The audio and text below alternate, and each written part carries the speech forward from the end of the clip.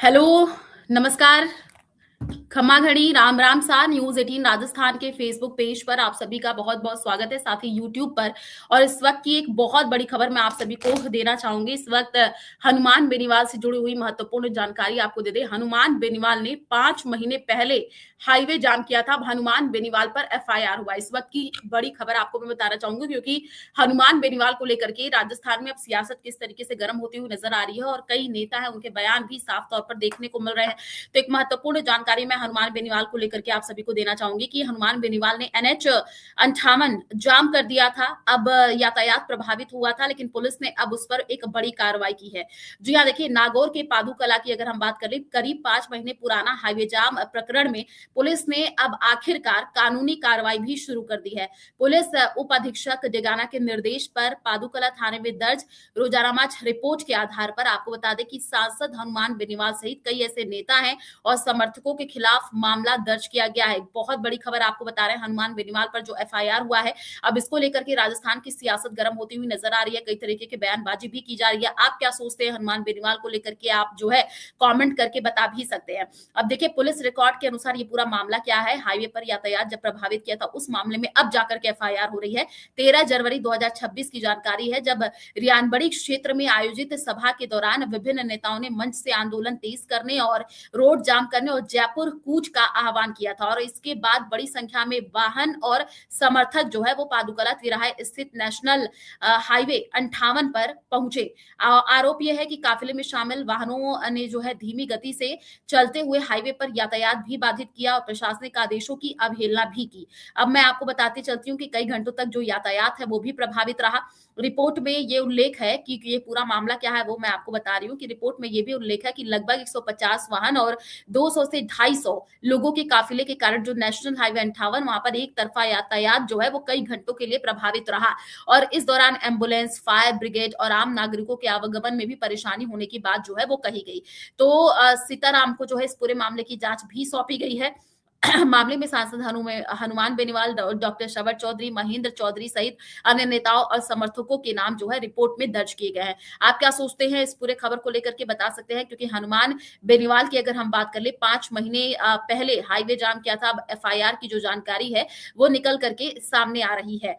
अब इस पूरे मामले को लेकर के मैं आपको ये भी बताना चाहूंगी कि क्योंकि सियासत इस पर जो है वो गर्म होती हुई जा रही है और सीताराम को जो जांच है वो भी सौंपी गई है। मामले में सांसद हनुमान बेनीवाल, डॉक्टर शवट चौधरी, महेंद्र चौधरी और अन्य नेताओं समर्थकों के नाम रिपोर्ट में दर्ज भी किए गए हैं। पुलिस ने मामला दर्ज कर लिया है। अब इस पूरे मामले की जो जांच है वो भी शुरू कर दी गई है। तो एक बड़ी अपडेट दे रहे हैं हनुमान बेनीवाल को लेकर के, एक बड़ी जानकारी जो निकल करके सामने आ रही है। आप बता सकते हैं हनुमान बेनीवाल की लेकर के आप क्या सोचते हैं, और जो ये पूरा मामला निकल करके सामने आया है उसको लेकर के अपडेट आप भी अगर कुछ बताना चाहे तो दे सकते हैं कमेंट के जरिए। बहुत सारे लोग जुड़ते हैं और लगातार बातचीत हम करते रहते हैं। मौसम को लेकर के भी जो है जानकारी लगातार आप तक पहुंचाते रहते हैं।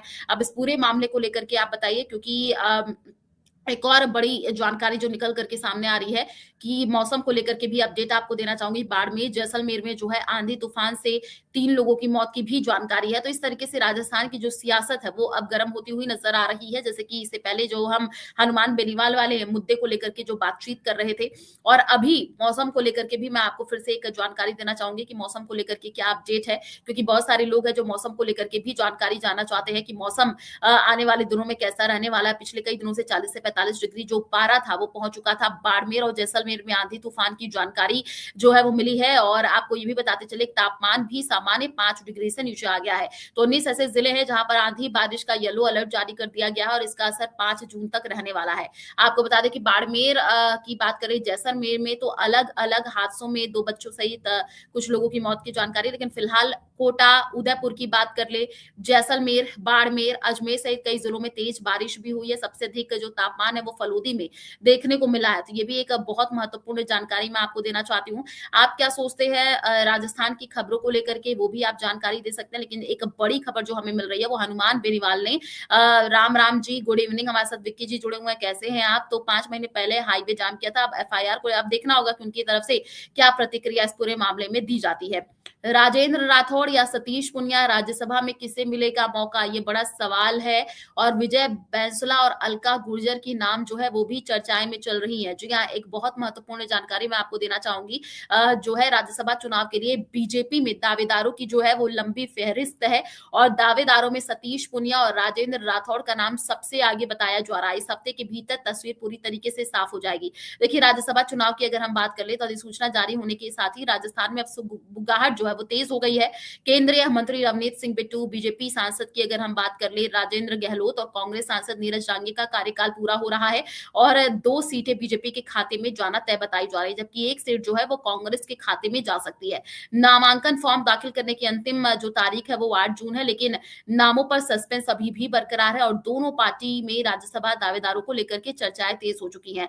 सदन में अब आपको बताया कि बीजेपी तीसरे सीट पर भी उम्मीदवार उतारेगी, इसको लेकर के भी जानकारी मिल रही है। भारतीय जनता पार्टी की बात कर ले, शुरुआती तौर पर विचार इस बात को लेकर के भी आया, क्या जो पार्टी है उसको को तीसरा प्रत्याशी उतारना चाहिए या जो है हनुमान जी बेनीवाल राजस्थान के बड़े नेता तीलाराम की तरफ से कहा जा रहा है। तो ये एक जो कई नाम है, आप क्या सोचते हैं कौन सी नाम जो है आपको लगता है कि आगे जो है जो की फेहरिस्त बहुत ज्यादा और आगे कौन से नाम बढ़ते हैं उस पर भी जो अपडेट आएगी वो आप तक पहुंचाएंगे।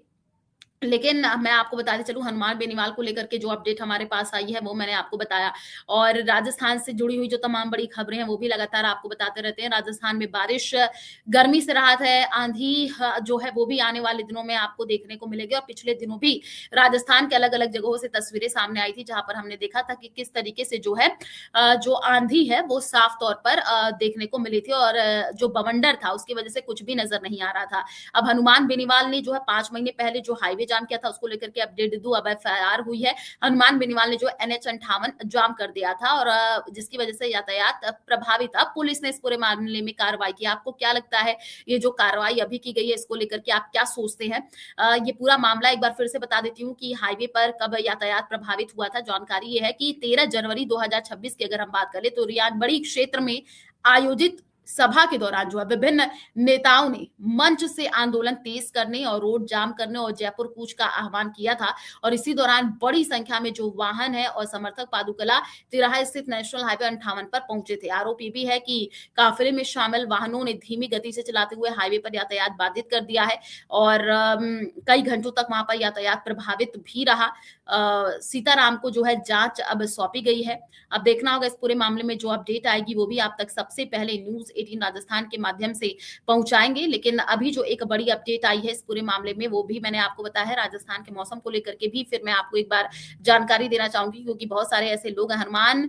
हनुमान जी बेनीवाल राजस्थान में सबसे बड़े नेता हैं, उनको बीजेपी दबाना चाहती है। तीलाराम जी हमारे साथ जुड़े हुए हैं जो कि लिख रहे हैं।